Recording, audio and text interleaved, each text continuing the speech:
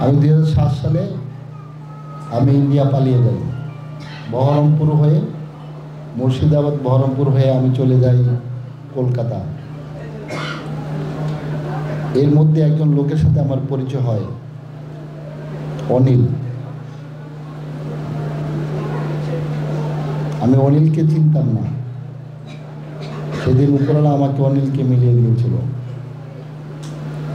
আমি তারপর 7 মাস আমি দিল্লির এক আশ্রমে থাকি। তারপর 7টা মাস ওনারা আমাকে বুকে আগলিয়ে যেইভাবে আমাকে ভালোবেসেছিল, আমি কোনো দিন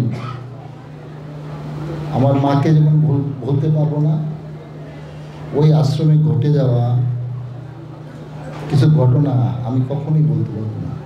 আমি আপনাদের কথা দিচ্ছি, যে কোনো সমস্যা দয়া করে যদি আমার কাছে সরাসরি বলেন, আমি খুব কৃতজ্ঞ হব।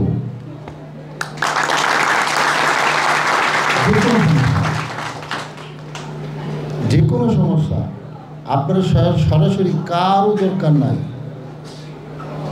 আমি আপনাদেরকে দিব্যি দিচ্ছি, দিব্যি। যদি কারো কোনো সমস্যা হয়, সরাসরি আমার বাসা বাড়ি কোদালপুরে অথবা ঢাকায় আমার বাসায় আপনাদের জন্য 24 আওয়ার্স আমি আপনাদের জন্য অপেক্ষায় থাকবো। আসবেন তো?